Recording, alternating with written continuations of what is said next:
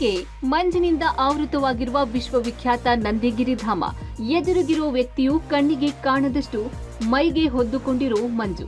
ಮಂಜಿನ ನಡುವೆಯೇ ಪ್ರೇಮಿಗಳ ಕಲರವ, ಅರಳಿ ನಿಂತ ಹೂಗಳು, ಹಚ್ಚ ಹಸಿರಾಗಿ ಸಂಭ್ರಮಿಸುತ್ತಿರೋ ಗಿಡ ಮರಗಳು, ತೊಟಕ್ ತೊಟಕ್ಕಂತ ಮರ ಗಿಡಗಳಿಂದ ಜಾರಿ ಬೀಳುವ ಇಬ್ಬನಿಯ ಹನಿಗಳ ಸದ್ದು. ಇದರ ನಡುವೆಯೇ ಪ್ರೇಮಿಗಳ ಪಿಸುಮಾತು. ಅಬ್ಬಬ್ಬಾ, ನಂದಿ ಬೆಟ್ಟ ಕೇವಲ ಬೆಟ್ಟವಲ್ಲ, ಅದೊಂದು ನಿಸರ್ಗದ ಗಣಿ.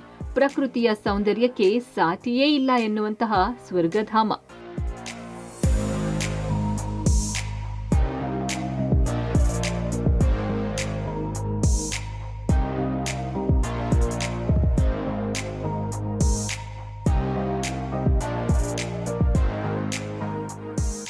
ಹೌದು, ಚಳಿಗಾಲ ಆರಂಭವಾಗುತ್ತಿದ್ದಂತೆ ನಂದಿ ಬೆಟ್ಟಕ್ಕೆ ಮಂಜು ಆವೃತವಾಗೋಕೆ ಶುರುವಾಗುತ್ತೆ. ಅದರಲ್ಲೂ ಚಳಿಗಾಲದಲ್ಲಿ ಹೆಚ್ಚಾಗಿ ಪ್ರವಾಸಿಗರು, ಚಾರಣಿಗರು, ಪ್ರಕೃತಿ ಪ್ರಿಯರು ನಂದಿ ಬೆಟ್ಟಕ್ಕೆ ಆಗಮಿಸ್ತಾರೆ. ಅದರಲ್ಲೂ ಈಗ ಸೈಕ್ಲೋನ್ ಬೇರೆ. ಇದರಿಂದ ವಿಶ್ವವಿಖ್ಯಾತ ನಂದಿಗಿರಿಧಾಮ ಮಂಜನ್ನೇ ಹೊದ್ದುಕೊಂಡು ಮಲಗಿದಂತೆ ಭಾಸವಾಗುತ್ತಿದ್ದು, ಮಂಜಿನ ನಡುವೆಯೇ ಪ್ರವಾಸಿಗರು ಕುಣಿದು ಕುಪ್ಪಳಿಸುತ್ತಿದ್ದಾರೆ. ಫೋಟೋ, ಸೆಲ್ಫಿ ತೆಗೆದುಕೊಂಡು ಸಖತ್ ಎಂಜಾಯ್ ಮಾಡ್ತಿದ್ದು ನಂದಿ ಬೆಟ್ಟದ ಸೌಂದರ್ಯಕ್ಕೆ ಮಾರು ಹೋಗಿದ್ದಾರೆ. ಇಲ್ಲಿ ಫುಲ್ ವೆದರ್ ಅಂತೂ ಫುಲ್ ಚಿಲ್ ಆಗಿದೆ. ಯಾವ ಸಕಲೇಶ್ಪುರನೂ ಬೇಡ, ಊಟಿನೂ ಬೇಡ, ಕೊಡೆಕೆನಲ್ಲೂ ಬೇಡ. ಸಿಕ್ಕಾಪಟ್ಟೆ ಜನ ತುಂಬ್ಕೊಂಡ್ಬಿಟ್ಟಿದ್ದಾರೆ. ಸಿಕ್ಕಾಪಟ್ಟೆ ಚಳಿ ಆಗ್ತಾಯಿದೆ. ಆ್ಯಕ್ಚುಲಿ ಸಿಕ್ಕಾಪಟ್ಟೆ ವೆದರ್ ಅಂತೂ ಕೂಲ್ ಆಗಿದೆ. ಎಲ್ಲೂ ಆಚೆ ಹೋಗ್ಬಿಟ್ಟು ಕುಲು ಮನಾಲಿಗೆಲ್ಲ ಹೋಗೋದೇ ಬೇಡ. ನಂದಿ ಹಿಲ್ಸ್ ಮಾತ್ರ ಸೂಪರ್ ಆಗಿದೆ. ಸಿಕ್ಕಾಪಟ್ಟೆ ಎಂಜಾಯ್ ಮಾಡ್ತಾ ಇದ್ದೀವಿ.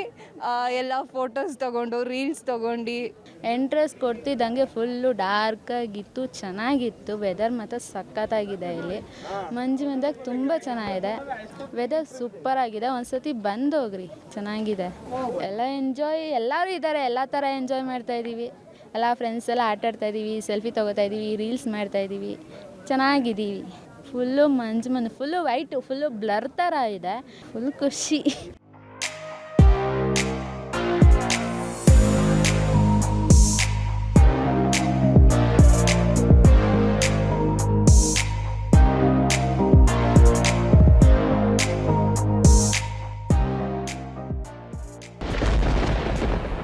ಕಾಫಿ ನಾಡಿಗೂ ತಟ್ಟಿದ ಸೈಕ್ಲೋನ್ ಎಫೆಕ್ಟ್. ದತ್ತಪೀಠದಲ್ಲಿ ಮಂಜು, ತುಂತುರು ಮಳೆ. ಬದಲಾದ ವಾತಾವರಣದಲ್ಲಿ ದತ್ತ ಭಕ್ತರು ಗಢಗಢ. ಅತ ಕಾಫಿನಾಡು ಚಿಕ್ಕಮಗಳೂರಿಗೂ ಚಂಡಮಾರುತದ ಎಫೆಕ್ಟ್ ತಟ್ಟಿದೆ. ದಟ್ಟ ಮಂಜಿನ ನಡುವೆ ತುಂತುರು ಮಳೆ ದತ್ತ ಭಕ್ತರನ್ನ ಗಡಗಡ ನಡುಗುವಂತೆ ಮಾಡಿದೆ. ದತ್ತ ಜಯಂತಿ ಅಂಗವಾಗಿ ಅನಸೂಯ ದೇವಿ ದರ್ಶನ ಪಡೆಯೋಕೆ ಆಗಮಿಸಿದ ಸಾವಿರಾರು ಮಹಿಳೆಯರು ಚಳಿ ಮಳೆಯಲ್ಲಿ ನಡುಗುತ್ತಲೇ ದೇವಿ ದರ್ಶನ ಪಡೆದಿದ್ದಾರೆ.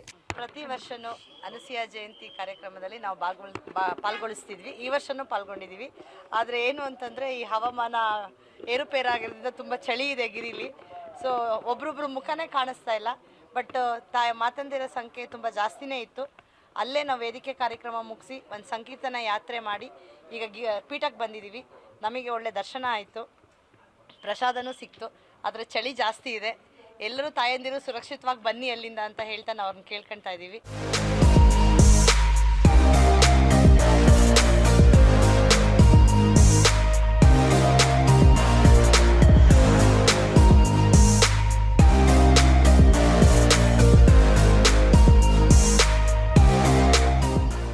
ಒಟ್ಟಾರೆ ಒಂದರ ಹಿಂದೆ ಒಂದರಂತೆ ಸೈಕ್ಲೋನ್ ಬರುತ್ತಿದೆ. ಇನ್ನು ಚಳಿಯ ವಾತಾವರಣದ ನಡುವೆ ತುಂತುರು ಮಳೆ ಬರುತ್ತಿರುವುದು ಜನರನ್ನು ಹೈರಾಣಾಗಿಸಿದೆ.